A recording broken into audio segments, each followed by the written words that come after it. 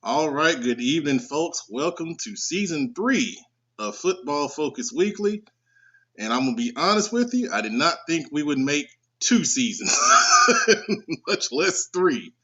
But that is a testament to all of you lovely people that watch and support Charlotte Football Insiders and this show, and along with all of our other endeavors that we do.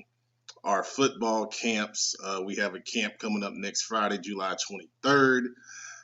We have something that's very exciting that I'm going to announce very, very soon coming up in August. All of the other camps that we've done the past couple of months, your support with the Spring Players Showcase was incredible. And then, of course, this past season with the fall and the private schools and South Carolina schools that we went and checked out.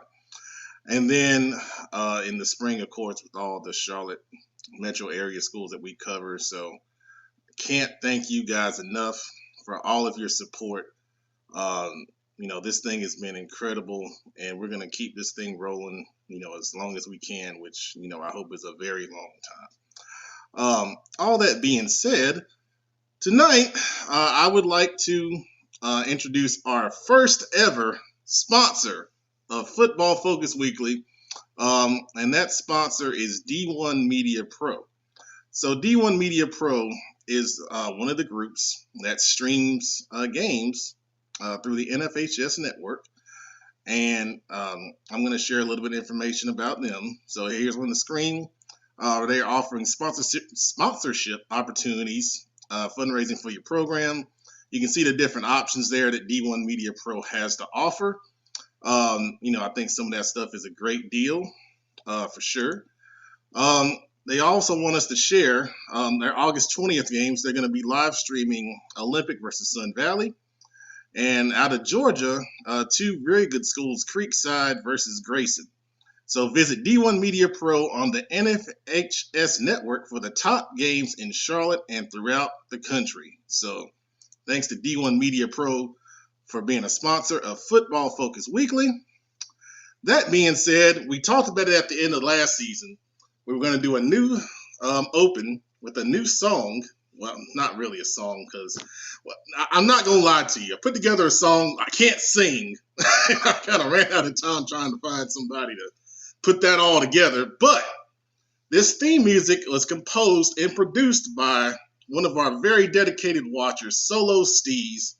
So I'm going to bring on producer Brandon because I got a question. Brandon, I got a question. Okay. I'm ready. Ask me what the question is. What's the question, Mr. Petman, sir? Where's the theme music? Good.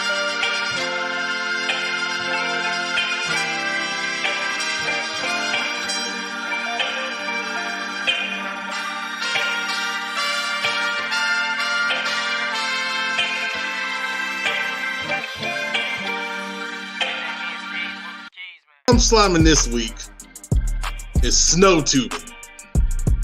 Snow tubing, number 1, is not made for men of my stature. I can't deal with this Madden 21 game, man. It's so terrible. Y'all act like football stops being played when y'all leave Mecklenburg County. We play football here in Cabarrus County too. And then even though it was raining, I was rolling around in the yard doing freaking grass angels out there. Hallelujah! Hey, Oh my God! hey, all I'm gonna say is make sure your wife, your girlfriends, your mistress, look, I'm back. See, I got my hat on backwards. And it ain't because I'm a G either. It's because I'm angry. I'm going to tell y'all why I'm angry. So I'm gonna have to start. This is gonna be a large group of people. So I might have to walk around with like a slime gun or a slime cannon, or maybe put the slime in like an old school super soaker. Joe Hughes! Joe Hughes! Cowboy Joe! You know it's a big night if Cowboy Joe's here. My goodness. Y'all always put me on blast first, man. Who am I sliming? Good question.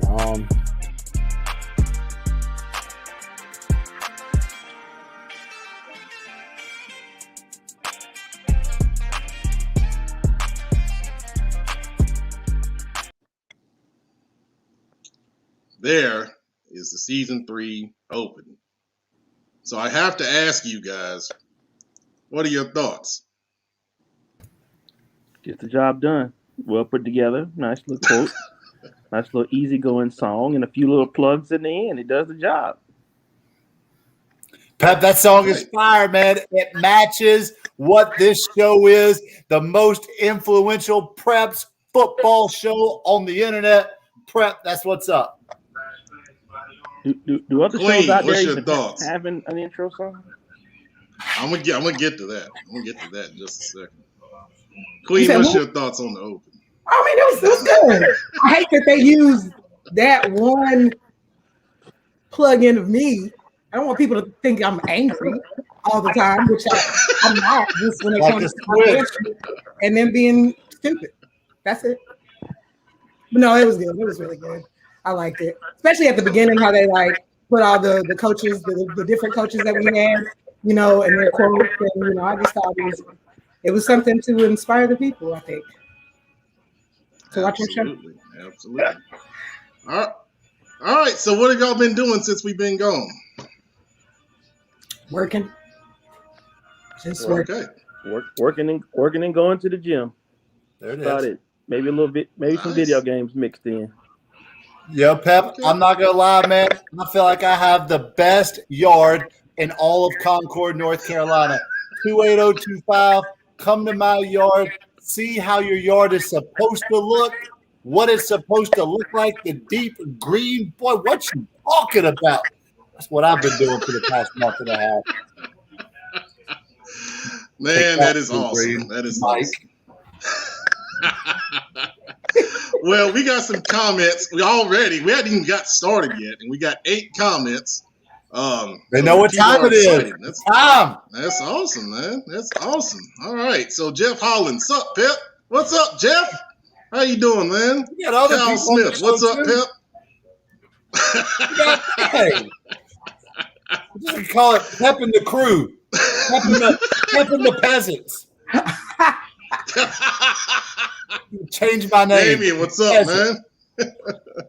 Yeah, this is all Chris Pep. Moulton, what's up? dog. You set this up, didn't Yeah, he Hugh, did. what's up, man? you? Get out of here. I did man. not set it up. This I is did Somebody not. let me see This those is I did comments. not. This is scripted. Wait. Hold on. Coach Weber, what's up, guys? See, I did not set it up. Big I did Shelby not in set the it up.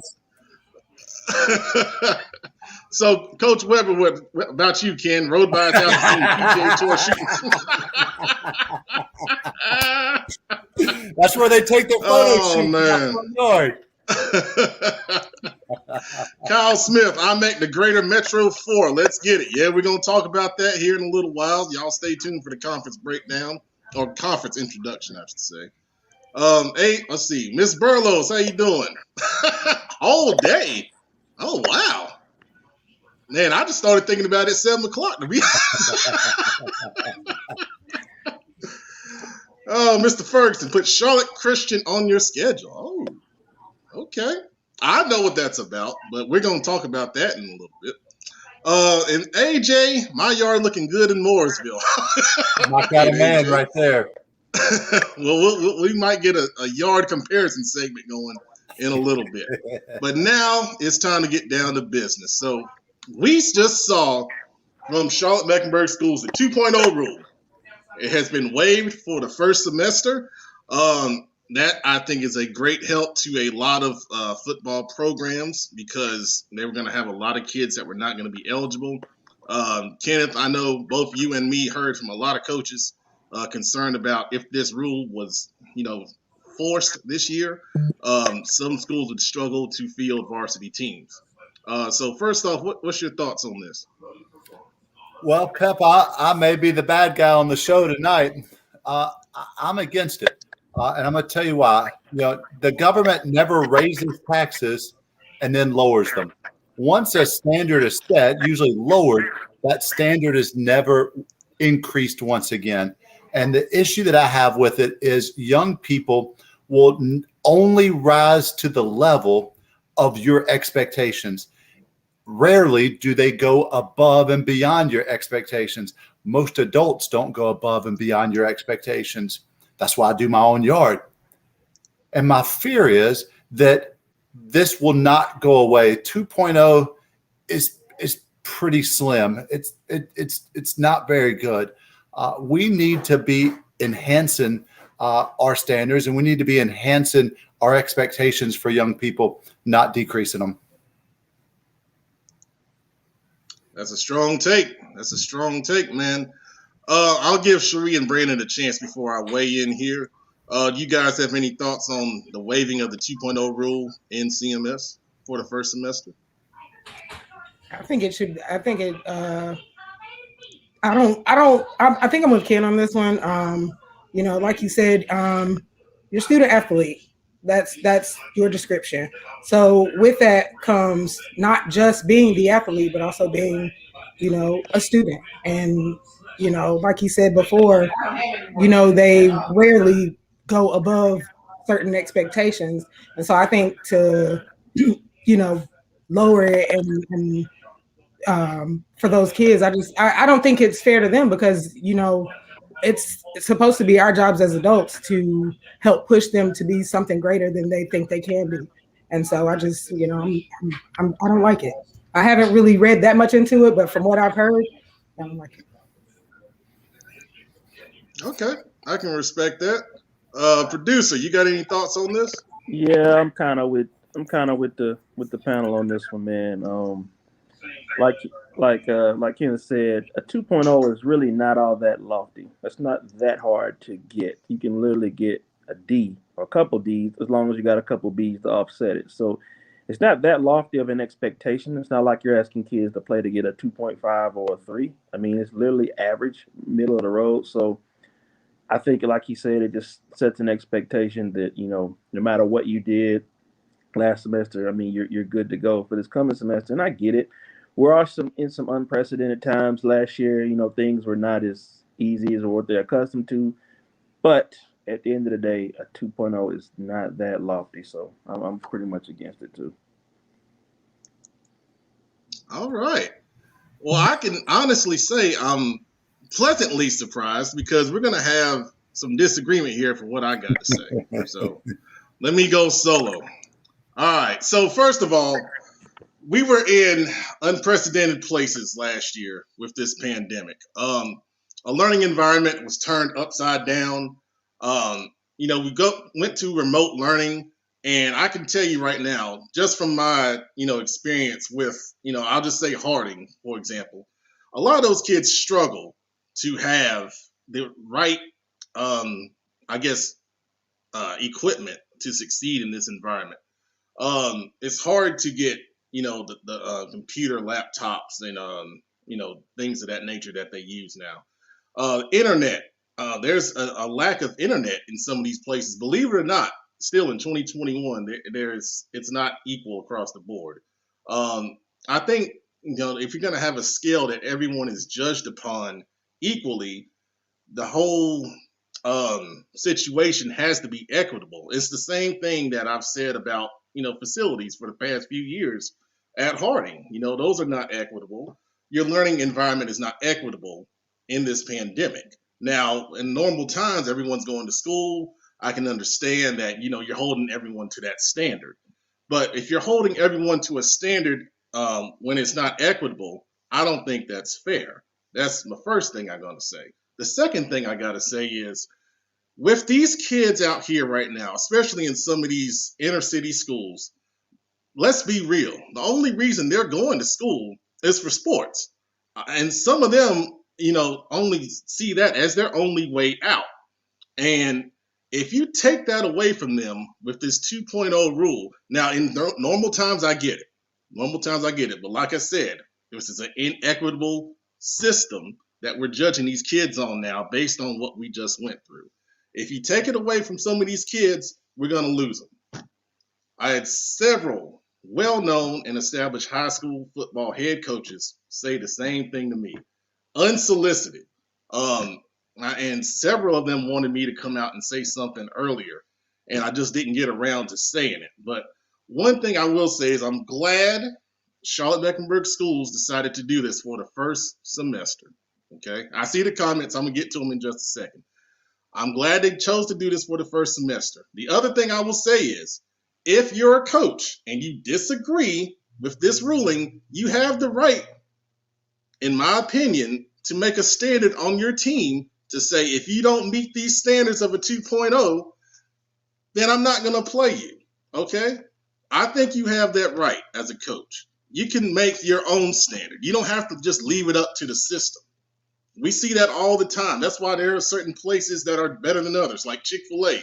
Their customer service standard, they are better than McDonald's. They have different standards. They have different expectations. You can do the same thing. It's in your hands, okay? You can disagree with it, but then make a way to find it, fit your standards for a program is what I would say to coaches that are not happy about this. So, does anyone have anything to say? Yeah, I've got two things to say, Pep. Go ahead, Ken. I think, Yeah. Number one, you said some student athletes see sports as their only way out. With a 2.0 GPA, there is no college that is going to admit that student, period. None, zero. It doesn't matter if you're a 5-star athlete, you will not play at Catawba College. Problem number two I have with that is, Pep, you actually just argued for what we said when you said Chick-fil-A upped their standards. And I want you to notice something. Have you seen a Chick-fil-A closed early here the last 6 months? They're all open and they're all booming and they all have a ton of employees. Why? Because Chick-fil-A sets a high standard for not only their workers, their employees, but also for how they do business in general. What you do see is some of the other fast food chains, and we're not going to mention their names because we all drive past them, who are opening up later, who are closing early. I saw a sign today, I think it was here in Charlotte, where a certain fast food chain, the workers all quit, and they wrote up on the marquee outside, "We all quit, peace out," or something silly like that. I think it's all about what you expect from your athletes. As coaches, we would never say, hey, you know what, guys, just go out and give me 50% of your best today. Like, hey, we're going to go in the weight room today, and you know what? I don't care if you use sloppy technique. I don't care if you even break a sweat. I don't care if we go out. You know what? Wide receivers, just run your routes halfway, and defensive line, don't worry about using your hands. And, DBs, don't worry about where your eyes are. DBs, you just keep those eyes in the backfield, man. Who cares? We would never do that because we're always raising the expectation of our student athletes. That's what makes the great teams great. That's what makes Chick-fil-A great. All right. Well, let's look at some comments because we're trying to actually stay on time for once. So let's look at some comments on this. Let's see. We got a lot. Good gracious. Okay. All right. First one, Coach Webb. All right. Oh, gosh. Okay. North Carolina education is a joke in all honesty. No left child behind rule is bad. 2.0 is bad, so we care more about filling teams and education. If you can't get a 2.0, you don't need to be playing sports. In normal environment, I agree. In a normal environment. Ms. Moten said you need a 2.0 by writing your name on your paper in CMS. Oh, wow. Okay. Dang. I mean, let's I wish I knew it was that easy. let's stick with that, for example. Let's say that a kid takes English and math last semester in the spring, and he made D's in that, a D. A D, by the way, is a 61 now. Keep that in mind. A 61 is a D. A 60 is a D. And the truth is a 58 is a D because most principals say if they're within 2 points, round it up. So a 58 is a D. So they made a 58 in math. They made a 58 in English. They failed their science class because science is a little bit tough.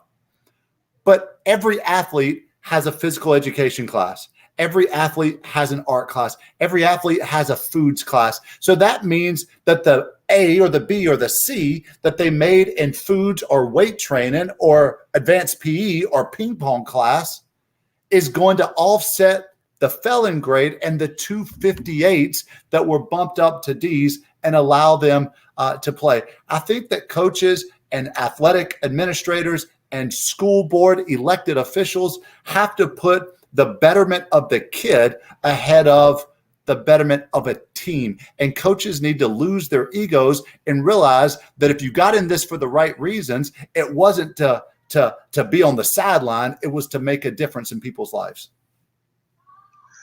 Now, Kenneth, I totally agree with you, but what we're saying is this is a 1 semester temporary deal. Why make it a semester? Why not a quarter? Well, Why not put quarter 1? That's how CMS used to do grades. Well, now the eligibility is based on the semester. That's why it's. But CMS used to be based on quarter. You had to pass 3 or 4. You had to pass math and English, and you had to have a 2.0. And that was quarter by quarter for CMS. When I started coaching in 2002, that was the policy. Yeah, I don't know why that's changed the semester, but Q, I agree. The inconsistencies, this is what I was talking about. There were a lot of inconsistencies, not only based on the technology side for kids, but on the teaching side as well. No one had dealt with this before. I think it's hard, to hold, because, okay, so let me put it this way. You look at the whole picture of things. You look at kids that have had decent grades up until COVID-19 happened, and then they drop. And there's a multitude of reasons why those grades dropped. I just can't get with the fact that we're holding some of these kids to a standard where they couldn't even meet it in some cases. I mean, some kids were struggling so bad they couldn't get online to take classes. And then there was another comment. I see there's so many. I'm gonna try to find the one that there was one in there. I can't find it right now, but here it is from Coach Johnson over at Chambers. Kids' parents made them work full-time or babysit full-time instead of focusing on schoolwork. That's real.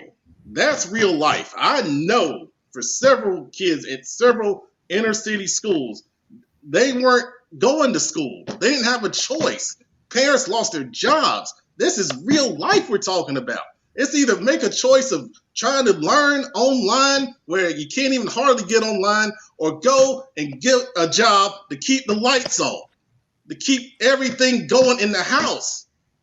Some of these kids, I swear, they were making really hard decisions at 15 years old, working full-time, putting their lives on the line to support a family that they shouldn't even have to worry about at the age that they're worried about. I mean, I tell you, there are some kids out here that, we help through our camps, and they tell me these stories of, Coach, I know the camp is $100, but there's no way, because I'm working and trying to support this house, and that's where all my money's going, when I really want to try to get out there and hopefully get a scholarship to improve things, and we let them into the camp for free. There's several stories like that, man.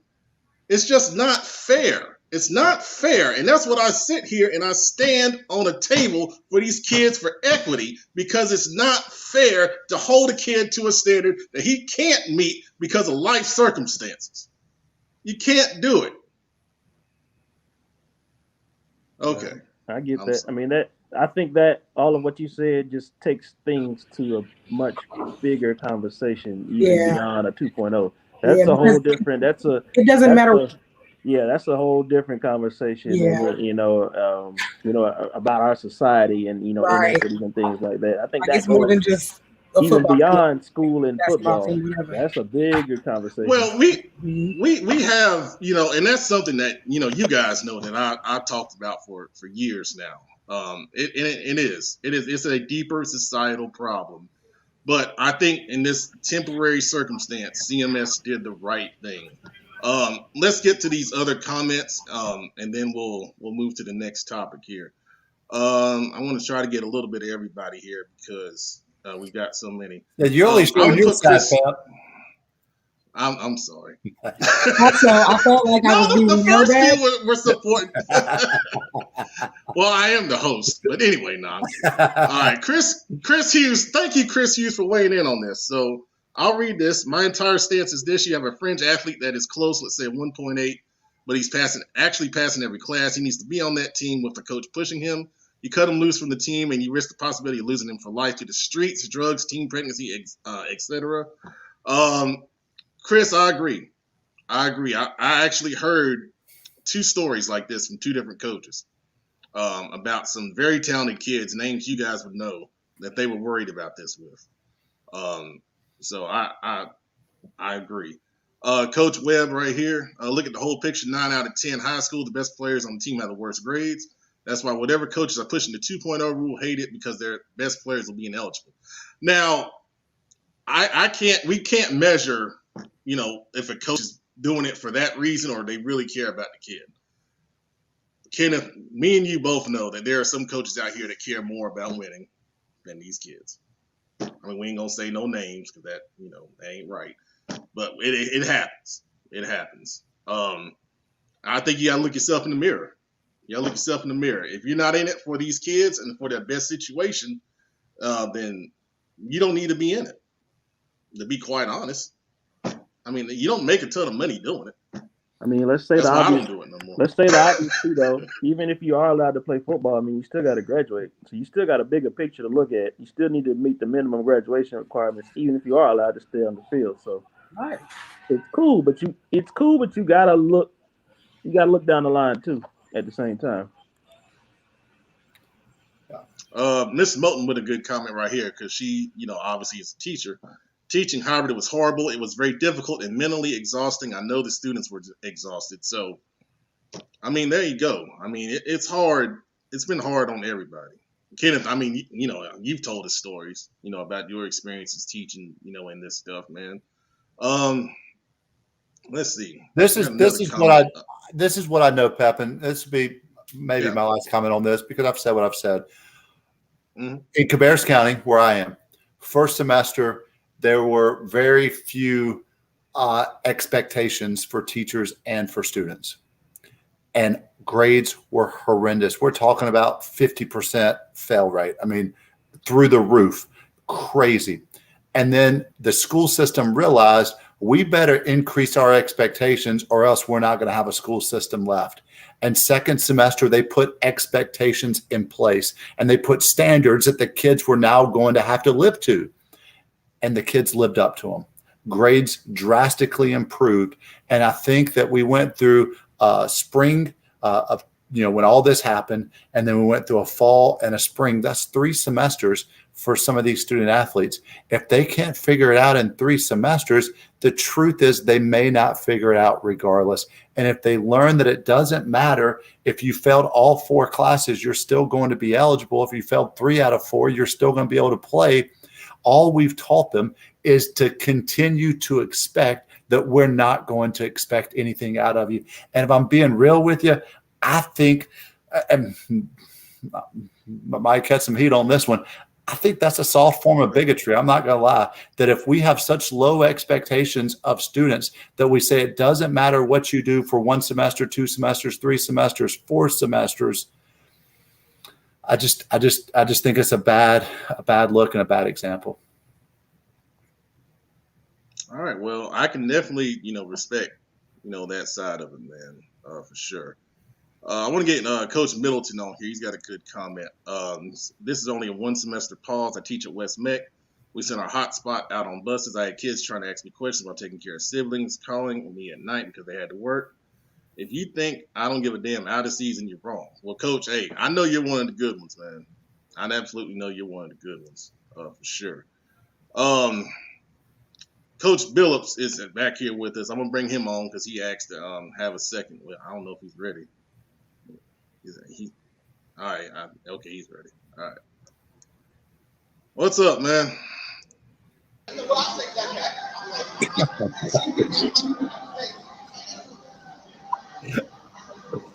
You got something to say on that?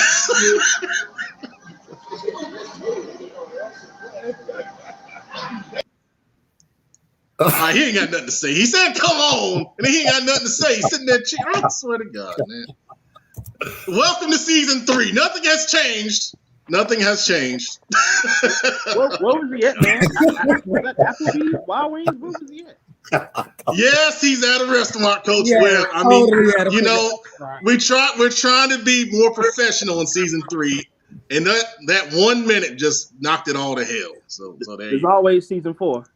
So much for season 3. Already, God almighty. All right. So as if that wasn't hot enough. Woo, boy. All right. So player transfers. All right. We just saw a story in the local paper where you live about a transfer.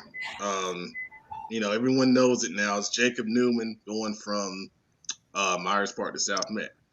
My whole general stand. Well, actually, I'll let you guys go first. I'm sorry. We've seen a lot of player movement happen. What do you guys think of in general, just about this kind of player movement that's going on? It's inevitable. Producer, it's inevitable. It's inevitable. I mean, it's as long as unless you have some really strict, really stern rules in place to combat it. I mean, it's inevitable. It's gonna happen. There are gonna be times with programs where, sometimes the rich do get richer, or just move for whatever reasons. There's all kinds of reasons why coaches, sliding in their inbox on Twitter or all kinds of reasons, but it's inevitable. It's gonna happen. You might do things to curb it, but I don't think it's a thing. I don't think it's anything you're ever gonna stop. You might slow it down. You never stop it though. I agree for sure. Queen, you got something on this? When I hear about this, I think about, the NBA, and how like before it was such a like no, or like no teams, quote unquote, never really went somewhere else to, create whatever.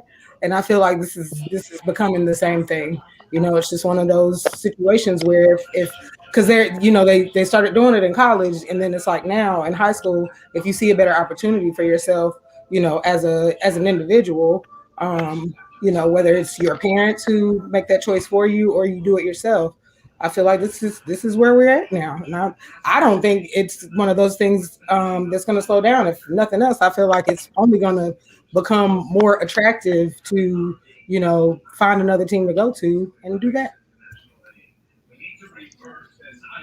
Yeah, I think. I'm looking at what Coach Webb is saying down there. He said you have to adjust to your players and have fun and loving and winning environment. And I think this is important. I think what we're seeing is because of social media, because of other outlets, kids are going not only where they're winning. Winning was always the number one recruiter, but kids are going where they're winning and they're having fun. And we'll take an obvious. Everyone knows that Vance has had a lot of transfers recently. Vance has won a whole lot of football games, and when you go to one of their games, there is no doubt it is club lit at UNC Charlotte every single play, after every single touchdown, after every single big hit.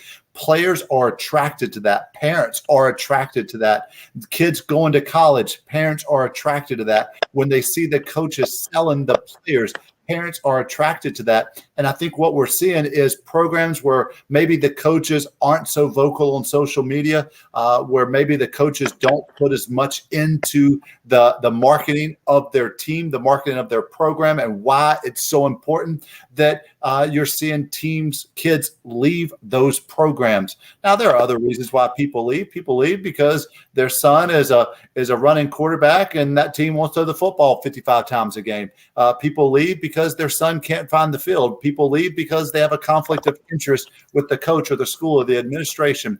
And that's on the parents. As long as the coaches are out of it, as long as the coaches aren't breaking the rules, as long as the coaches aren't breaking the spirit of the rule, I'm all about kids going wherever they feel is the best for them to go.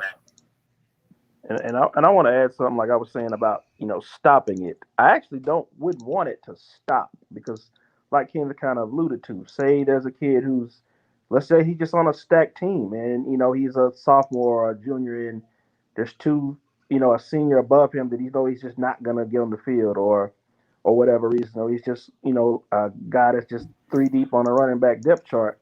He should be able to go somewhere where he's going to be able to get on the field. So that's understandable to an extent. You know what I mean? Wow. Like there are schools where the roster is so loaded, you have talent that's on the bench because it's just simply how deep that school is. So within reason, I get it. It's something that has to happen at some time. I think those are all some great points, man. And a lot of that stuff that you guys said, I totally agree with. My first point on transfers is we all know that there's been a underlying function in these transfers, and that is undue influence or recruiting. that is the part I think a lot of people are, frustrated or upset about. I don't think that, it's been going on for so long. I think, head coaches honestly know how to protect themselves in it. I think, there are some people that are doing it. And, if you're in the know, there are some people that, continuously do this. I've had, a few conversations with people, and the biggest underlying thing is, why does this continue to happen? I wish I had a good answer because I really don't know. I really don't know. We don't get paid a ton of money, as coaches down here in North Carolina. Maybe it's the whole ego thing.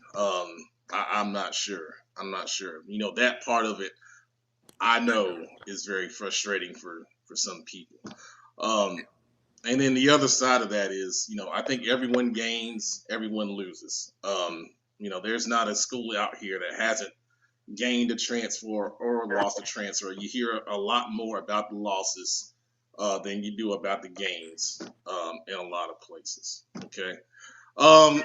Now, I do agree with Brandon, producer, what you said about not limiting it. I think, it has a place for sure. Kenneth.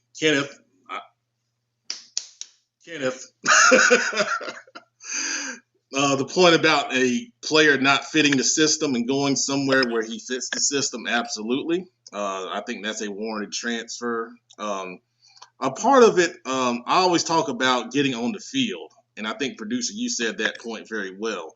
If you're going to transfer, make sure it's to get on the field. I mean, if that's your ultimate goal, is to get on the field and get noticed, by what you're doing on the field and get good film and, hopefully get evaluated for by colleges and earn a scholarship, by all means, go to where you're going to play, or you have a strong feeling that you're going to play. I think part of the undue influence problem is, there are promises being made and, people just kind of get caught up in the mix and you don't see, the forest through the trees. And, you kind of jumping at the first thing because they're showing you a little bit of love. You always got to take a step back, analyze the situation, and then go, where it fits you the most. And most of these transfers, I think, are good, to be honest with you. Some of them, you wonder, as Kenneth said, what went into it. It can be a multitude of reasons. But I think, Coach Webb, you had a good point about, kids wanting to win and have fun. You have to look at it this way if you're a player or if you're a parent. When you transfer, what is your purpose for transferring? Is it to get on the field and get good film and try to get exposure to get seen by a college? Or do you simply just want to be a part of a great team? If you want to be a part of a great team and win, and that's your only reason, by all means, that's great. You have your own, accord to make your own decisions and do that. And if that's what you want out of your high school career, and I know some kids do want that, I think that's great.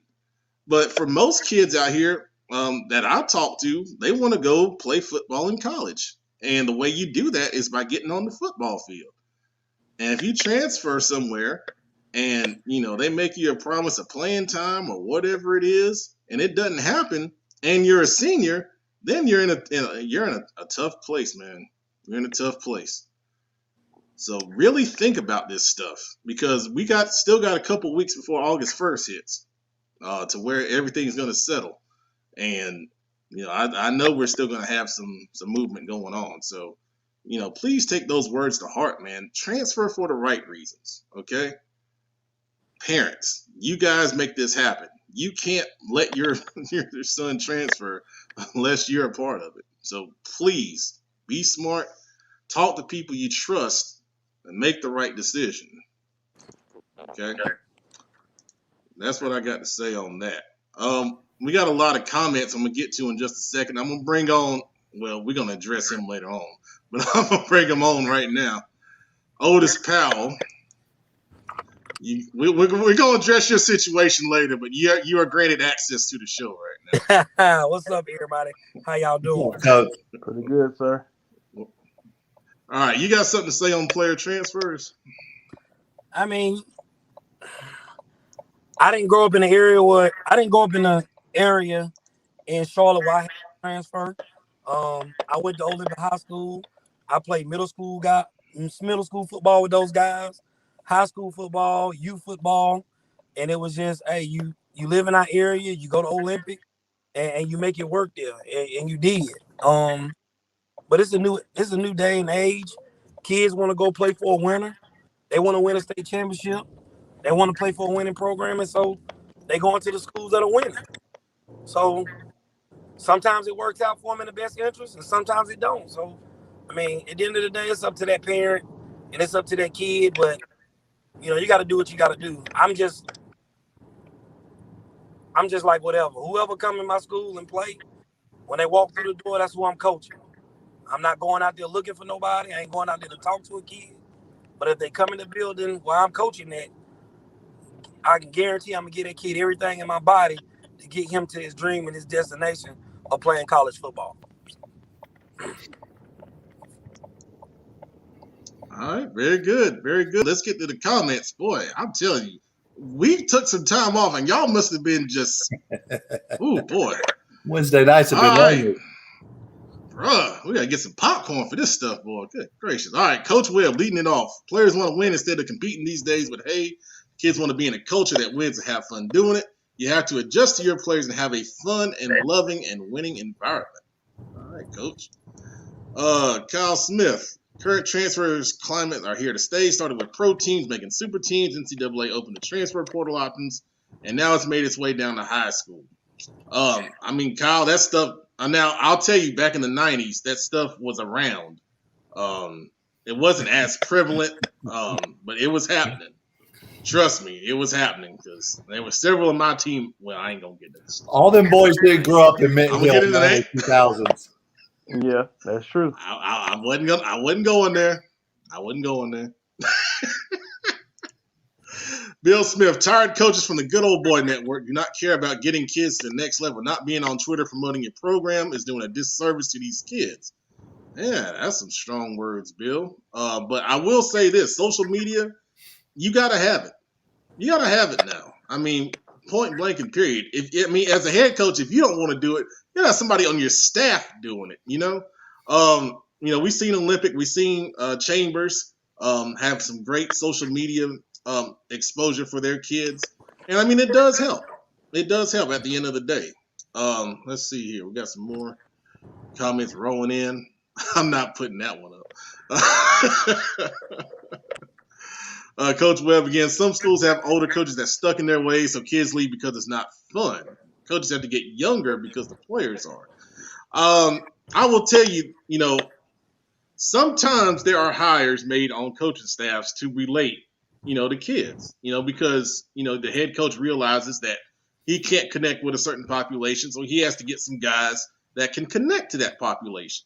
To that statement, I think you got to have, the right mix of guys on your staff too. Pep, as a head coach, I knew that it was extremely important for my staff to look like my players. I'd have a diverse staff of both race and age, but I also knew that whenever I was deciding what coaches were going to coach what position groups, I had to be careful there because there are certain position groups, let's say the DBs, where if you put that hard, old school, militant white guy back there coaching those DBs, they're not going to handle that very well. The defensive line, that might be a different story. The offensive line, that might be a different story. But even where you place your coaches are important. And you said it. If the head coach isn't on Twitter, I don't know if you could find a Tommy Knotts on Twitter or not. You've got to have coaches on Twitter who are. You've got to have coaches who are putting the stuff out there, who are putting the videos out there, who are doing the graphics. That's what's bringing parents in. And the parents want to go where they feel like their kids are going to have the best opportunity. That's well said, man. Absolutely well said. Let's see here. Let's see. There was one more. Oh, Q. Kids want to play for winners and go to college. They don't care about having fun. Hey, well, I think that's true for most kids. There are some that want to have fun. Yeah, I gotta respectfully disagree with that one a little bit. Yeah, Especially when you 100% watch disagree. Vance, aka Chambers, you can tell they're having fun. They're dancing when they're warming up. They're running down the sideline for touchdowns. That's fun. But let's just state the obvious. Winning is fun. So let's just add that in there too. I used to tell my guys all the time, there was nothing more fun than a Friday night at 10 o'clock after a victory. I mean, all you have to do, whether you go to a Julius Chambers game or even the first time we played against a Shelby High School, and you see all those 55 jokers come in and doing backflips on top of each other, making a pal, and you said to yourself, holy cow, that's fun, man. The first time we ever played music at practice, it was a playoff practice. Parents were there. We practiced at nighttime, and we had the music blaring. First time I'd ever done that. And I'll never forget, I went home and my social media was blowing up. Parents who were at practice was talking about how much more lively that practice was. The kids were into it. That was whenever, what was that song? Black Beatles in the House, and everybody would freeze and then go crazy. That song came out. And when I got to Central Cabarrus, we played music every single day at practice, 100% all the time. The kids loved it. It goes by faster. You've got to make it, when you demand so much out of your kids, it has to be a fun environment. And that's why kids play. Kids quit when it stops being fun, regardless of how many wins you have. Good points, man. Last thing on this. Coach Webb, the dog pound. Get Webb on the show. These dogs are getting tired over there. Hey, these quotes are great, man. And yes, we will be there week 1. I don't have the graphic ready, but we are. I did put out our first. Well, me and Brandon, producer Brandon's first 4 games. We let the other guys choose where they want to go, but me and Brandon's first 4 games. First game, we will be at Shelby at Kings Mountain. Ooh. Very excited to go down and see the Battle of Buffalo Creek. So, good stuff right there. Got to show Cleveland County some love, man. You got to show them some love. All right, next topic, because the show is just fire tonight. Good gracious. New conferences. Oh, man, realignment has happened. We talked a little bit about it in season 2, but now it's here staring us in the face. I'm going to put it up on the screen. Oh, let's bring the queen back. She's ready. All right, so we're going to, let's see. We're going to get this on the screen right here. And we're going to kind of go through the conferences real quick and kind of get everybody's thoughts on what we got here. So, all right. That look good? Yeah, it looks good. All right. So on the 4A West, these conferences do have names. I meant to pull that article from High School OT that did a good job of releasing the names for the conferences. But let's see. Let's start with Conference 59 right there in the middle.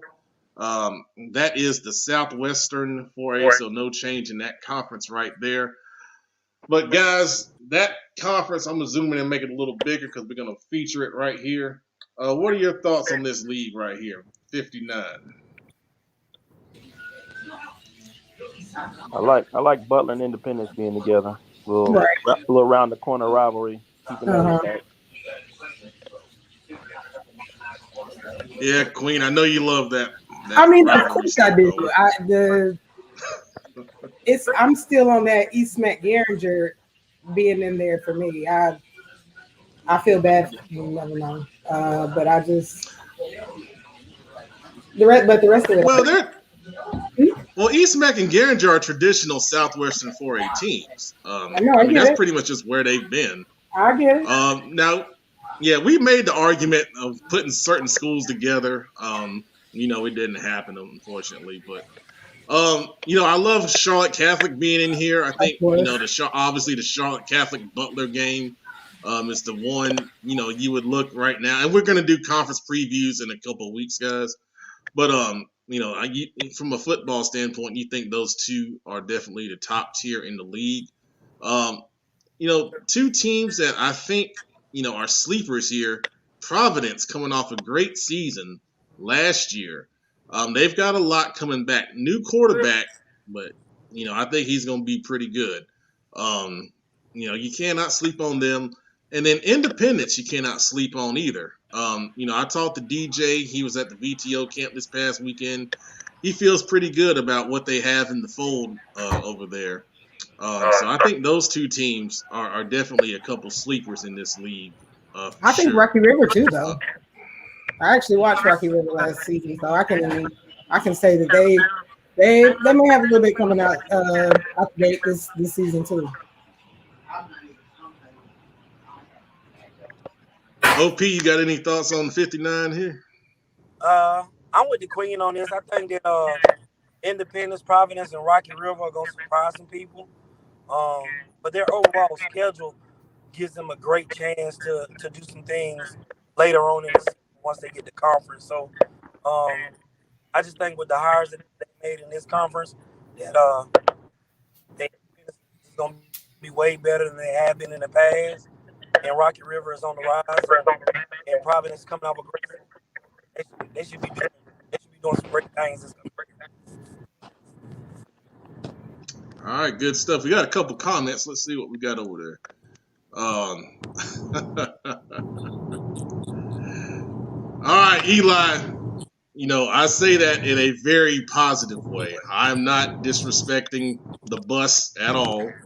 The general public would say that Butler and Catholic are the top two teams here. You guys had an awesome season. By the way, Coach Ward will be on the show next week. I'll be very excited to talk to him about what's been going on over at Providence for sure.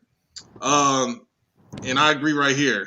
Coach Sanders, great hire. Yes, he was. I thought that was a home run hire for East Mecklenburg. I'm excited to see what he does over the next couple years over there in the Southwestern 4A.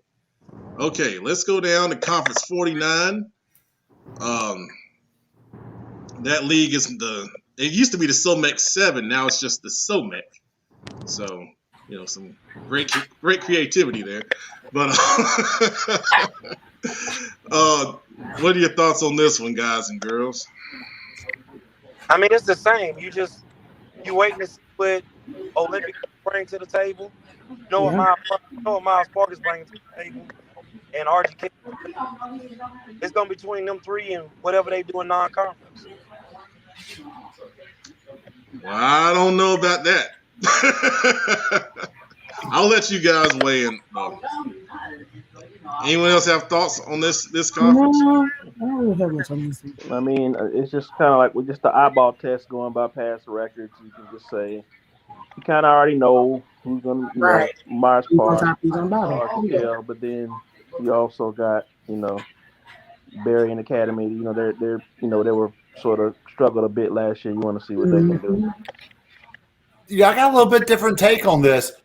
Let's not forget that Myers Park is on their third head coach in 6 months.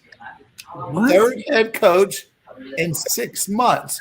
And they just lost a coach who had one of the best seasons in Myers Park history, but the admin decided not to stay with them. And that's not a knock on Coach Fuller by any means. I think the question is, how is the team responding to those moves, to a coach leaving and going to the next level, to a coach not being welcomed back, even though he made the semifinals? Right. And if we're going to be really real about it, and y'all know me by now, I like to keep it really real, a coach was not welcomed back because of the color of his skin. Let's keep it real. Okay. Wow. How is the team going to respond to that?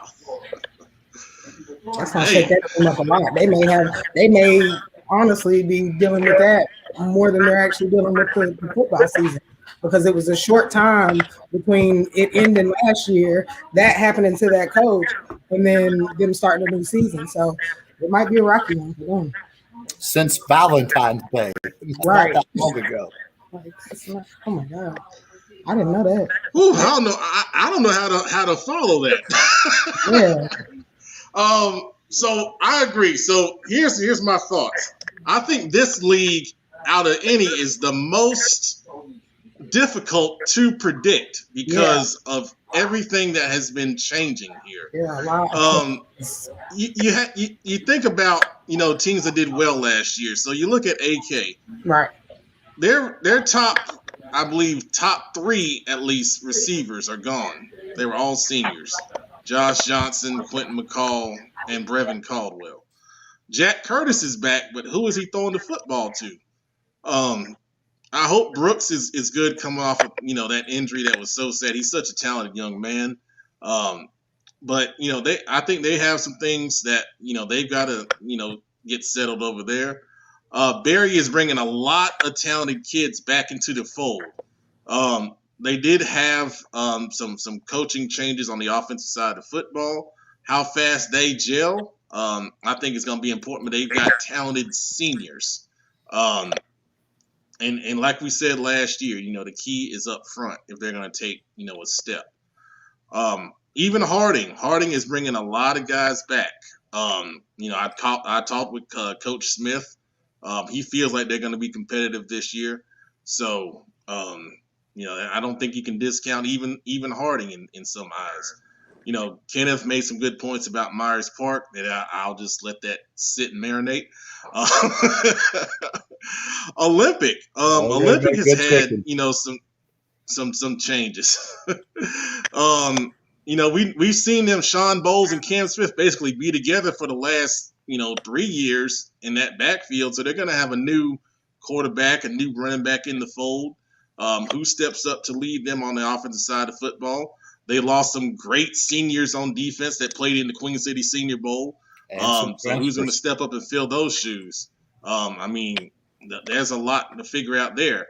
And then South Meck, Mr. Tap In, our buddy Justin, named South Meck his sleeper to watch for the season.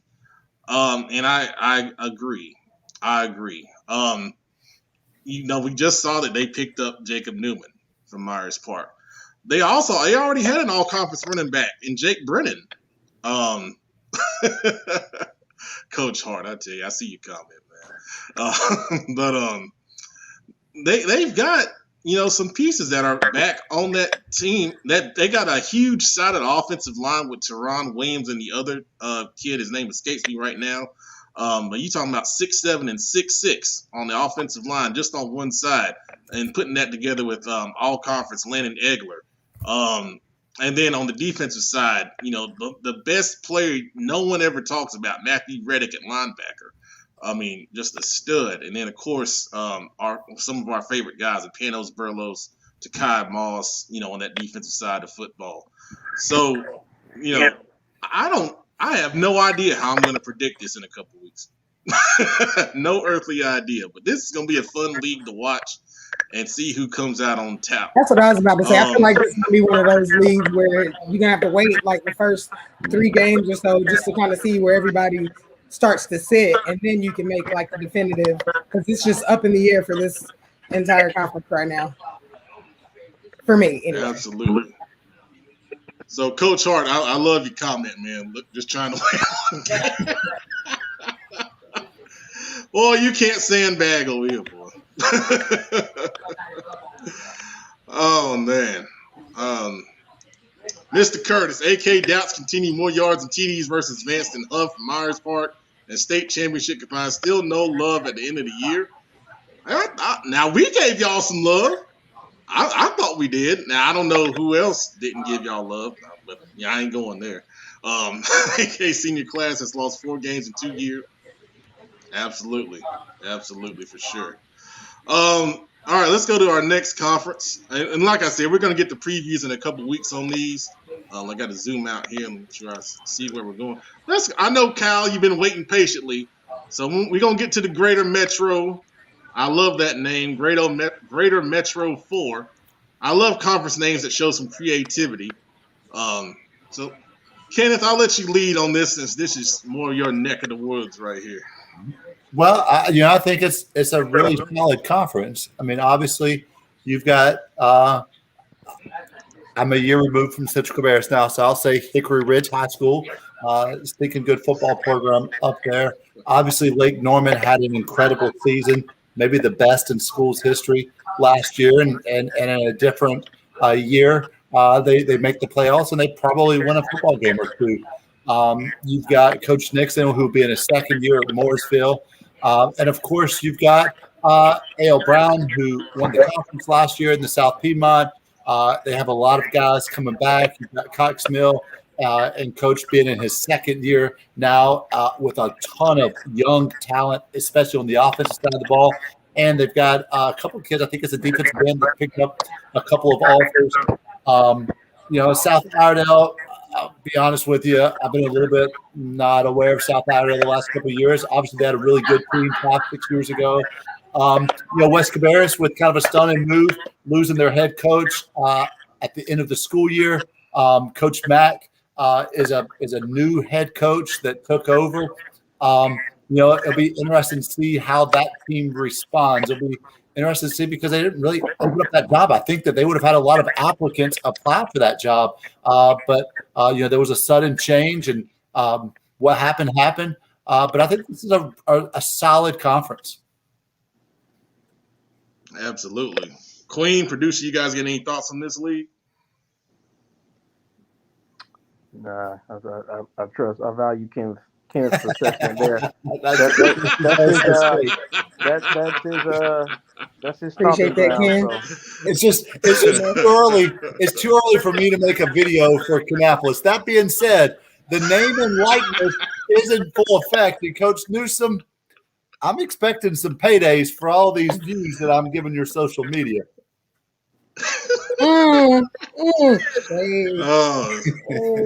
We just started season 3, man. We can't go there yet. All right, I'm gonna put it. Get the haters early. They stay around. I'm gonna put Kyle's comment up first before I give my 2 cents here. So he says Hickory Ridge should be the consensus favorite. He thinks that 5, maybe 6 teams at their best could genuinely compete for a conference championship in the league. Parity in the league is going to be fun to watch. So I agree. I agree with that. It's kind of similar to the SOMEC that we just talked about. I mean, you look at every one of these teams. You can make an argument for them, competing for, a conference championship in one way or another. Cox Mill, the defensive end you're talking about, Tyshawn Bullock, has picked up a couple offers for them. He's a very good player. I love watching this film the other day. A.O. Brown, obviously, with Newsom and, our buddy Barry Merritt up there, well-coached team, they're always going to be competitive and in the mix. Cox Mill, I think, is a team, like you said, Kenneth, they got a lot coming back. They played a lot of young guys last year. Starting to roll late in the season, and all that momentum that's carrying over into the summer workouts that are going to carry over into the early season, man. I think that they're a team that could cause a lot of people some issues. Absolutely. And we're actually going to be at and you guys are welcome to join me. We're going to be at their Midnight Madness practice on August the 6th. We were invited out there by Coach Baker, and we're very excited to be there. I think that's very cool. I'm really excited. I think I'm going to go. Glad to see Midnight Madness coming back. We did it for my entire time at Concord High School. We did it at East Rowan, and we did it my first 2 years at Central Cabarrus. And then the county said on Tuesday that we couldn't have a Midnight Madness anymore. So I'm glad to see Cabarrus County bring that back. That's crazy. Let the kids have fun. So what? They literally are practicing at midnight? Like, is that what that is? 12 o'clock, we would roll out. 12 o'clock, we'd be on the field at 12:01. We'd practice for 80 minutes. We'd have crowds there. We invited bands and cheerleaders and girlfriends and mamas and maybe not a whole lot of grandmamas. Right. It was an awesome event. At Concord, we practiced at nighttime, so we'd practice at 6 regular time.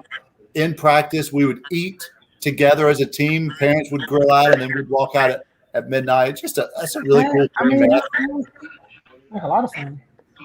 It's pretty prevalent in basketball. Yeah. Certain programs do it in basketball too. Mm-hmm. A lot of college basketball teams especially do their Midnight Madness thing. Yeah, I remember one year at Harding. We only did it once because it was anyway. We did a lock-in, and we had the kids. We did like Madden tournaments. That night had pizza. I think we went bowling before we did that, and then we had like basketball tournament, all kind of stuff going on. They slept in the gym, but the problem was they didn't sleep. So we had practice that morning, and it was the worst practice I've ever seen. We did picture But day anyway. after midnight madness. Oh my God. That's horrible. All right, anyway.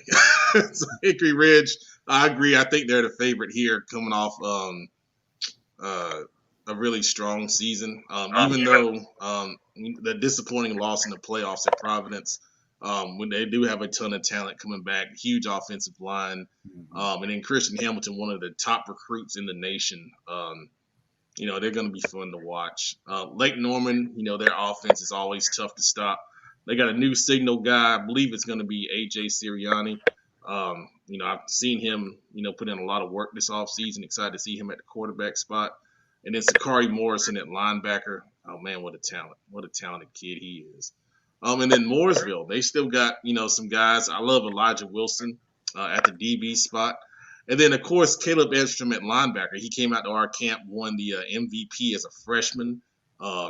Just a great, physical player. And then, like you said, there's a coaching change at South Iredale. We'll see how, they adjust to that. And then West Cabarrus, Coach McEachin, defensive-minded coach. He's a defensive coordinator at West Meck under Coach Mata. And, did a good job over there. So, it's always exciting to see young coaches get, an opportunity to Had a lot of do well. a lot of buddies speak highly of Coach Mack, who worked with him over the years. Yeah, it's funny. I was at VTO, and there was a kid from West Cabarrus I did an interview with. And I said, how's Coach McEachin? He looked at me. He was like, who? He's like, oh, Coach Mack. No one calls him by his name. So I said, oh, okay. Well, that's good to know. But, a lot of parity in the greater Metro 4. A few comments. Coach Hart. Yeah, I know. Man. It speaks for itself right there. Speaks for itself. I want to go sit in on a Coach Hart meeting. Phil, yeah, that was a fun night, man. I found out how bad I got in basketball after a few years of not playing. Oh my God, that was horrible. But yeah, it was a lot of fun. Practice just wasn't good, but it was a lot of fun. Carter Elkin, yes sir, Kyle. Another good young-looking pocket quarterback. We got some really good quarterbacks coming up the next couple of years. Where is he, Pat? He's at Mooresville. Yep. And Scott, thank you so much, man. We miss doing it, man. I tell you, Wednesday nights, the past couple of weeks or past couple of months, I've just been kind of sitting around, looking around. You know that little meme that's out there when you're waiting on football and the guy's just kind of sitting in the backyard, looking around, what's going on. I wasn't doing that, but that's how I felt inside. Yeah, you were. You were doing it. I just threw some dirt in my yard, fertilizer. All right. One more conference. Let's take a look at the Queen City Conference. And I saw some comments on Twitter saying that this was a great name.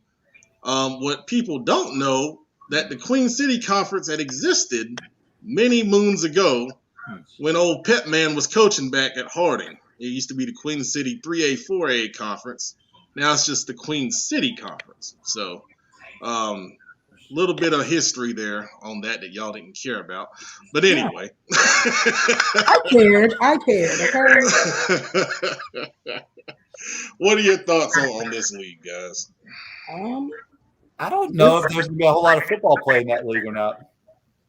Kind of a weak league there. I don't know. Yeah, I asked Coach Lash to put out there that he had an unfinished agenda. I said, damn, man, how many agendas do y'all have? I mean, if you win 3 in a row, eventually you just start being selfish. Oh, man. The thing, and we talked about this a lot, this conference situation with the combo conference with West Charlotte and West Meck, being in 3A here. I had a question about the combo conference and how would it work in terms of, playoff seeding, and I'm not totally sure because there's going to be a new playoff system coming up this year that I don't think the NCHSAA has released anything official on that yet, on how the seeding would work, so forth and so on. But what it used to be was if you finished first in your conference segment, that you would be seeded as a conference champion. I don't think that's going to be the case anymore. But that was a long concern with combo conferences. But the league itself, you look at Chambers here. We're getting a little feedback right there, so I had to cut a mic there. But you look at this right here. Chambers is definitely probably the favorite. 2-time state champs with everything they got coming back, obviously, and in the fold, and just incredible ability from that team right there. And then, of course, you got to shout out Huff for the things that they've done the past couple of years. They've been, of course, knocking at the door, and just can't get over the hump in the playoffs. Hopefully, for their sake, they find a way to do that this season. And then you got a couple of interesting teams, after that. I think West Charlotte with Coach Griner in his second year, I think he's going to be a lot better. I think, we've seen it before. We've seen his growth at Harding. The first year, you kind of trying to install the culture. And then that second year, you look to take that step. And for them, the way it happened at Harding was it kind of hit mid-season. Where they had that game down at Ardrey Kell where they were pushing them to the limit and kind of just surprising everybody in the city all of a sudden. And then beat West Mac. Wasn't that year they beat West Mac? Yeah, that was the year they beat West Mac to get in the playoffs. And then you saw year 3, of course, they won the state title. So, this is you're gonna see, I think, progression from West Charlotte for sure.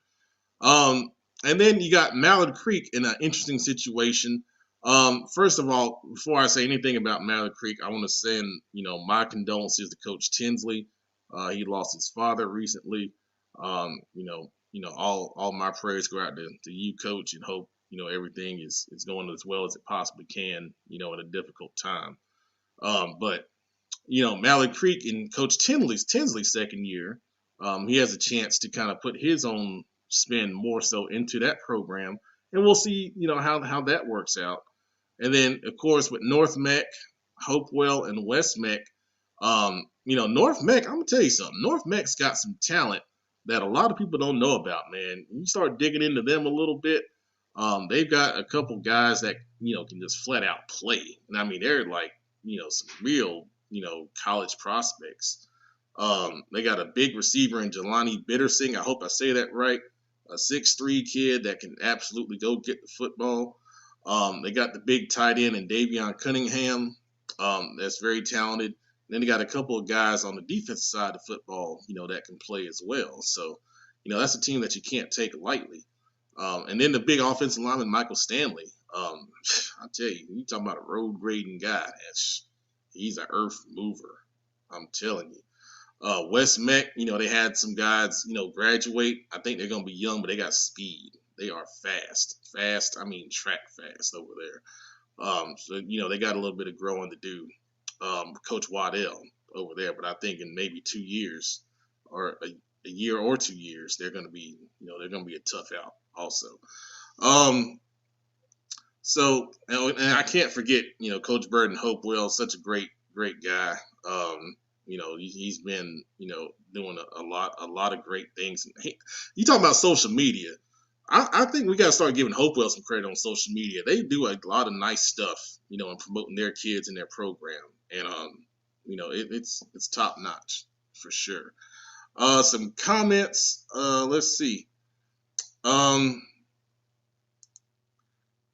I'll talk to you after the show about that.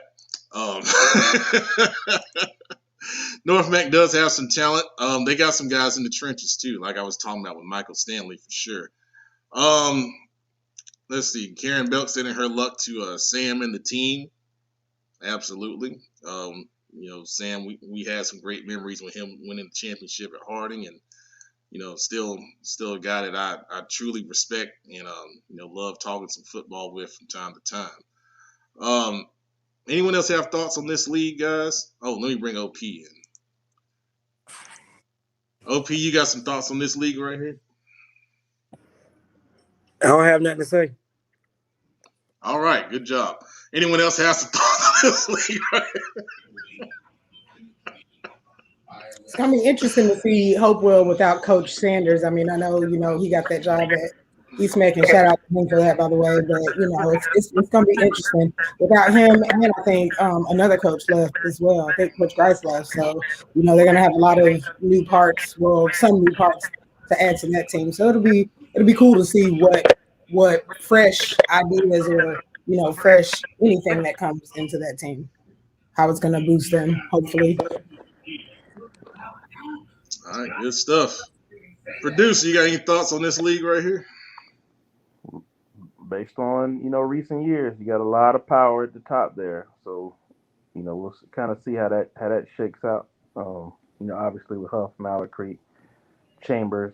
I'm gonna see how long it takes to stop saying Vance.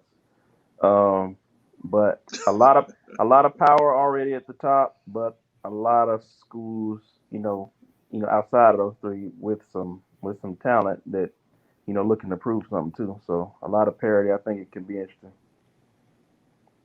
Absolutely. Let's see. We got a little bit of time left. Let's do one more. You guys got a preference on which conference you want to talk about for the last one tonight? Because we're going to hit some more later on for sure. Might as well go to the Cabarrus County one. Cabarrus County. All right. 48. What's the name of that conference, Kenneth? I guess the South Piedmont. I don't know. I think it is. I think I saw South Piedmont. Okay. All right, Kenneth, you lead the way on this one, sir. Well, I think once again we have a lot of coaches entering their second year with their teams. Central Cabarrus being one of those. Of course, Coach Bev. They lost a lot of talent. With Elijah Horton and Kevin Courage and some of those guys leaving. They've got a couple guys coming back that I think are going to be extremely important. I'll wait till a later time to talk about those guys. Obviously, Concord had a little bit of an improvement. They won a couple of football games for the first time in several years. So it'll be interesting to see how they stack up now. East Rowan, obviously, Coach Fitz is still there, and they're still going to do what they do, which is run the ball. And honestly, if you watch their defensive play and you watched Vance play the last couple of years, there are a lot of similarities. The size of the players and the speed of the players may be different, but Coach Fitz is let's send the house and let's play zero and let's see what happens kind of guy, high risk kind of defense. At Carson, Coach Crosby is entering his third year there. And he's getting those kids stronger. So it'll be interesting to see how they stack up. I don't know anything about Lake Norman Charter. It's been a long time since Tommy Strahan was their head football coach, and I knew anything about them. Northwest Cabarrus, obviously, Coach Mormon is entering his second year there. They lost a lot of kids to West Cabarrus, so we'll see how he's able to replenish kind of that cupboard, if you will, that had won a couple of conference championships. South Rowan has a brand new coach, Coach Walsh, another one of my guys. Ironically, me and him have spoken a lot this summer since he got the job in May. He's super excited. He's put together a really solid staff. He's put together a staff that probably is South Rowan's best staff for a number of years. I don't know if Chris Hughes is still watching or not, but he's really pumped up. He's pumped up about some kids that he has. And in a time where 3A schools are really struggling to get numbers, and when I say struggling, there are a lot of teams in this conference who I know for a fact if they get 40 guys at a summer workout, it's a lot. Like they're having 20 kids show up in this conference. South Rowan has over 92 guys who have shown up this summer. They're averaging over 82, 83, 84. Coach Walsh has brought in a bunch of enthusiasm with them. They're going to change up their offense. They're going to change up their defense. And then, a second-year coach at West Rowan, the name is slipping my head. but it'll be interesting to see, can he bring West Rowan back to where they were? I think this league has more parity than even that other mixed the greater Metro 4, whatever they're calling it now. This league has a lot of parity. This league is completely up for grabs. I think realistically, almost all of these teams could compete for the conference championship, with West Rowan being the favorite. That's what I was going to ask you. Who was the favorite here? Coach Middleton's sharing the fact that Lake Norman Charter is not playing football in this conference. So, gotcha. Thank you for that, Coach. Appreciate that info right there. Beautiful stadium there. Yes, I've been there one time. My thoughts real quick on this, because I said we're gonna be done by the finals starting, and we got 8 minutes. So trust me, we're gonna be done. Of course, Central Cabarrus, I think they have some young talent coming back. I like the big OL Emerson Baker. Yeah. And then Concord, like you said, they improved a bit under Coach Paget. They got some guys. Paxton, I'm sorry. Good gracious. I got my P's mixed up. You would know. And then, Northwest Cabarrus, with Coach Mormon, I think they'll be better in year 2. I know they've been working hard in the weight room. Coach Fly, is a weight room guru, and, have them busting their tails, real hard in there. That's exciting to hear about South Rowan, man. 92 guys, 92, when the rest of this league is averaging in the low 40s. That's incredible. Yeah, that's really exciting. For we're gonna have him on the show. We just gotta figure out when he's gonna be on there. But really, like you said, competitive league right here. It'll be exciting to see how that shakes out. So we're gonna end this topic right here, because I do want to address something before we go to our favorite segment ever. Coach Hart with a great question right here. Are they going to let high schools play at Memorial Stadium? Tommy Knox used to play there every other week. Big game Friday in Uptown Stadium. I feel a protest coming. I see that comment. I'm gonna ask Hawk. I'm gonna ask you about that after the show. But anyway, what do you guys think, man? Can we play games at Memorial Stadium like we used to? I think it'd be great. I think it would be too. I don't know that a lot of coaches want to play at Memorial Stadium. Why not? They lose money. CMS, for example, at a home game, let's say we're at Butler High School. CMS pays for security at Butler High School. If they play at Memorial Stadium, they don't pay for security, and you have to get more of it. When you have a home game, you get your concession money. At Memorial Stadium, I don't think you get your concession money. You get your concession, or you don't get your concession ticket sales. One of them you get, one of them you don't get. Not to mention you have to pay for parking. So there's always issues with parents complaining they got to pay $10 to park their cars to watch their kids play. Officials, I believe, and don't quote me on this, but I believe that CMS pays for officials as well, which is different in Cabarrus County. The schools pay for it, the home team. But I think when it's at Memorial Stadium, they don't pay for them as well. So it costs a lot more money. There's added issues of just getting your teams there and the buses and the logistics of all that, especially if it's a home game and you want that home. I don't have to be in such a big hurry.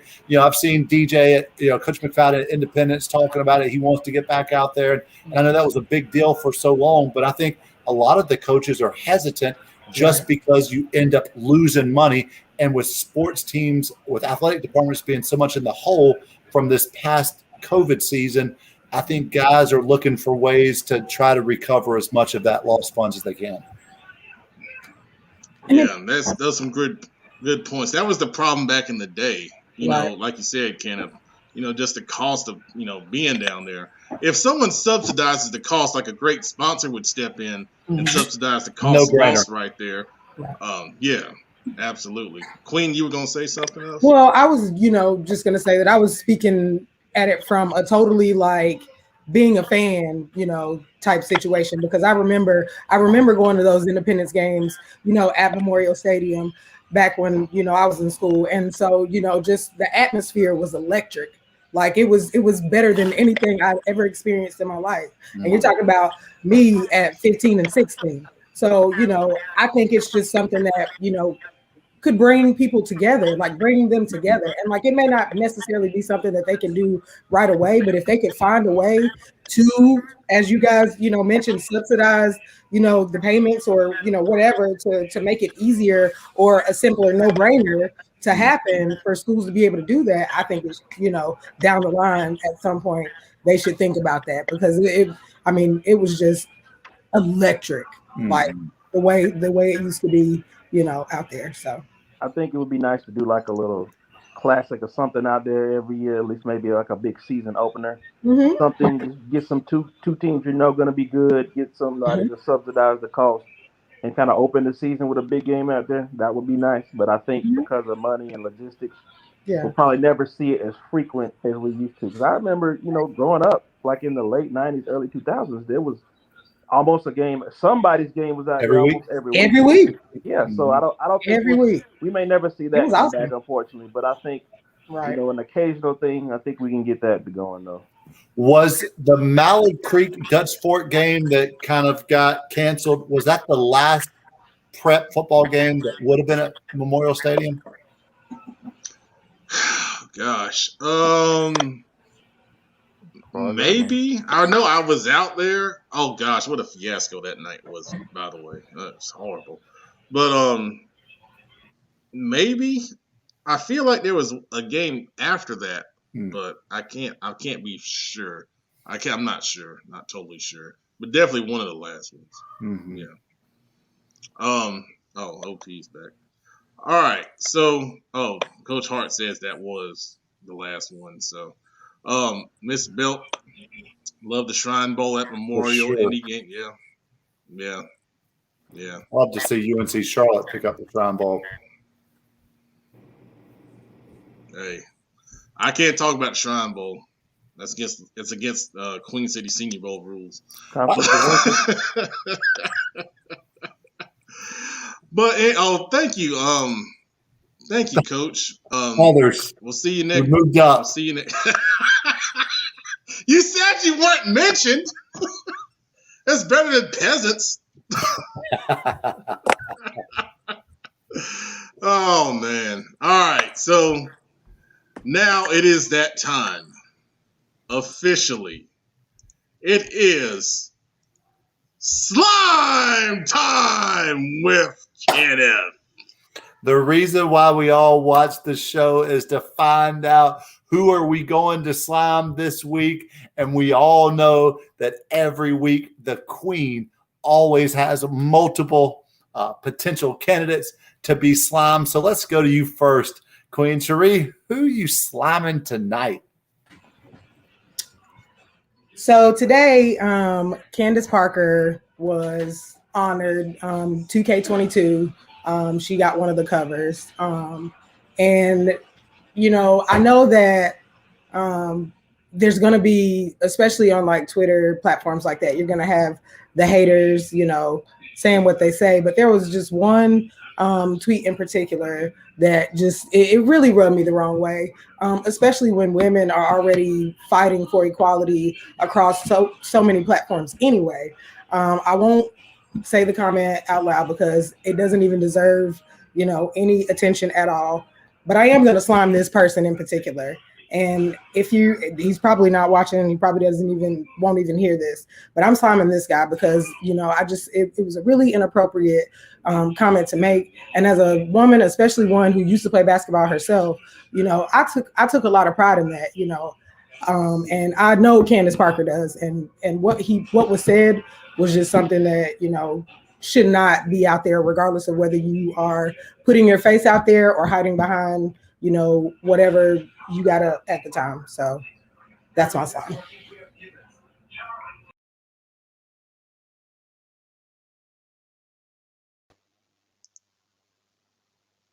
Damn, what the hell? I'm gonna have to step in as the slime host. Oh my gosh. All right. So, producer Brandon, you're up next on Slime Time with Pep instead of Kenneth because he's frozen in time warp. Hey man, that's Who you nice. sliming? You stepped in off the Let's bench. go. That's nice, man. So I'm gonna stick with the video game theme as the one of the resident video game connoisseur on the panel. I gotta slam the execs at EA Sports, man, and that has to do with the latest edition of FIFA. And I don't even play FIFA, but the nonsense they put out was just wrong. So basically, last year, if you get the PlayStation 4 version of a game and then you get a PlayStation 5, you can upgrade for free. Nope, not this year. The only way to upgrade a PS4 version is to cop the $99 Ultimate Edition. If you buy the regular PS4 edition and then you get a PS5, you want to upgrade? Guess what? You got to buy the whole game again for PS5, unless you bought that $99 version. It's just shady. It's just greed. And for some company that people already hate EA, it's like they're finding a new way to be hated. But it's okay because I got a new, nice, non-toxic formula for season 3 of Slime to throw in their head, so maybe they won't be as mad. But I'm sliming the EA executives. Sorry, guys. The Wi-Fi is struggling tonight. This rain is getting to it. OP, who you sliming tonight, man? I'm gonna take a shot. I'm sliming CMS school board members. It's 7 of them, and I just think the decision that they made to waive the 2.0 GPA, it just showed lackluster that you side with kids, but you won't side with teachers. So when those teachers are in the English department, the math department, the history department doesn't meet a quota, get them a break next time.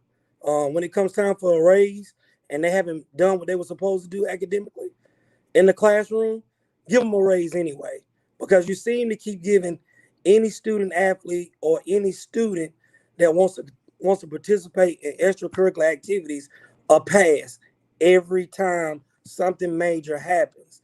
But it's time to stop giving kids passes, because when they want something, they find a way to get it done. If they want shoes, if they want a cell phone, they find a way to get on the Wi-Fi. They figure out how to get the money to get it and buy it. They can figure out a way to get the schoolwork done and make the grades that they're supposed to make. We should be trying to teach these kids, young men and women, to be better scholars in the classroom so they can go off to college. Even if you don't want to go off to college, but at least you can leave high school with at least a 2.0 or better. A lot of these kids are just doing enough just to play the sport that they love and make the grade. And then after that, they don't do anything else in the classroom. So, you keep giving kids breaks. It's time for y'all to start giving these teachers a break in the math and the English department that aren't meeting the quota. Get them a break next time and get them more money, since you keep giving kids breaks. I just don't understand what we're doing as an education program. Yeah. I'm going to pass around the plate for you there, OP. Good night. You were preaching right there. Man, how in the world are we going to discount teachers? We're going to come at teachers. We're going to blast teachers in the math department, the English department, the science department, because their kids aren't making the grades on the test when CMS, the Board of Education, says, students, we don't care that you turned in absolutely zero work last year. You're still going to be able to play a sport. Good night. This plate is getting heavy on us. Pep, who you sliming tonight?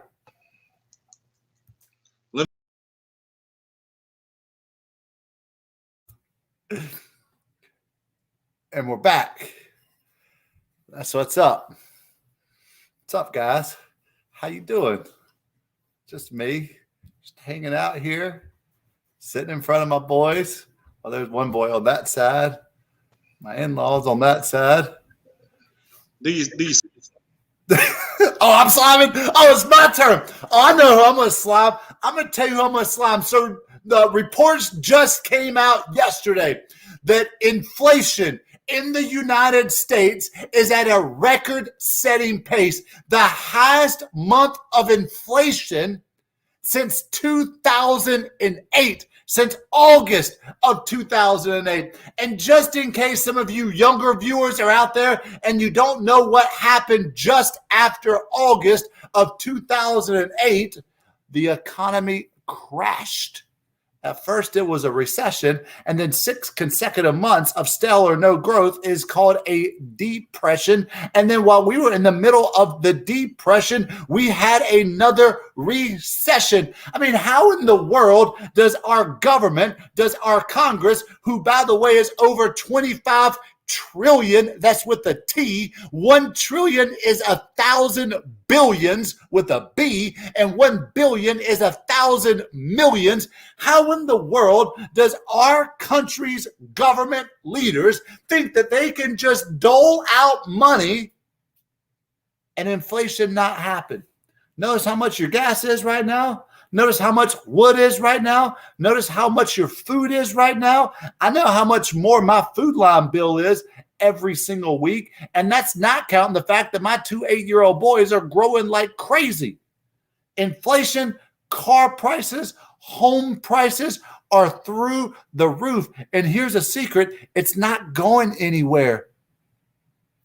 And there's only one thing that leads to inflation. It's not hard to understand. In fact, you learned about it in your American history class. You learned about it in your civics and economics class. You learned about it in your personal finance class while you were in school. Inflation is easy to determine when it's going to happen. When you flood the market with money, like our government did, prices are going to go up. They got to be passed on somewhere. And we're seeing that all over the place like crazy.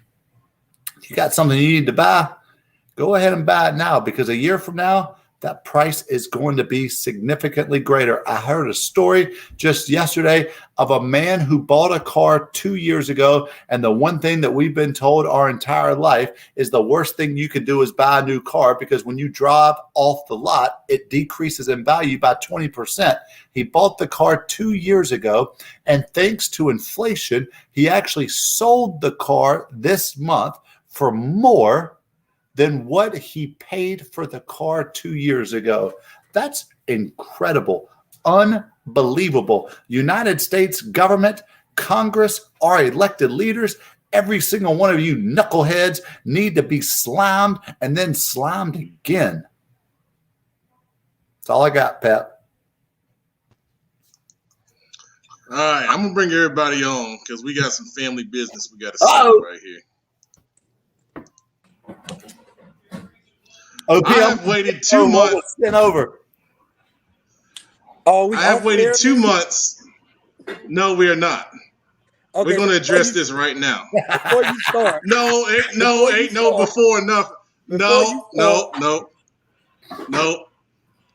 I need to let y'all know what we got going on here. So I have waited 2 months to address this situation. And I was ready specifically for the season 3 premiere because this is horrible. Okay? We had the Spring Player Showcase back at the end of May. Oh, yeah. This man right here promised us 120 Zaxby's chicken sandwiches at a discounted price because he knew somebody. So I said, yes, please bring the sandwiches. It'd be a great surprise at the camp for the players and the coaches. So I have witness testimony to the fact that the day before the camp, he told somebody, I can't wait to bring these sandwiches to y'all, man. Y'all gonna love this, man. Pep said he's paying for them. He got the money. I'm gonna bring them, man. The morning of the camp, I go up to said witness and say, hey, you heard from OP about the sandwiches? Said witness said, I tried to call him. I tried to text him. He ain't answer. I said, man, if we don't get these damn sandwiches, it's going to be some problems. So guess what happened? We didn't get the sandwiches. 2 months. I have not heard from OP since that day he promised to have these sandwiches.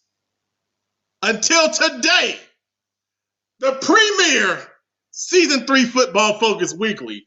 I'm going to quote you what was sent to me from OP. Don't forget to send me the link. I know I got the same face tonight with the crew. I have not heard from this man since May 26th. And it took the Season 3 premiere for him to finally step up and own what he didn't do for us. Don't mess with him, So man. yeah, OP, you getting slime, man. 5 million buckets of slime. So you better own up right now. You got 1 minute because the final's about to start. I own it. It's my fault. Things happen.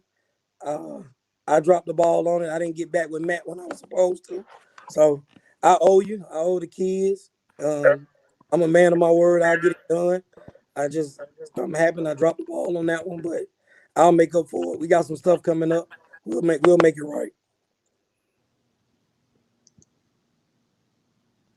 We got a camp next Friday, by the way. You want to promise right here on air you're going to make it up next Friday? I'll make a phone call. July 23rd? I'll make a phone call. I'll see what I can get done. That's all I can do. Y'all believe this man or not? We're going to put up a Twitter poll and see if y'all believe OP going to get it done next Friday or not. And we'll share the results next I'll week. make a phone call and I'll see what I can get done. I'm voting no. Good night, everybody.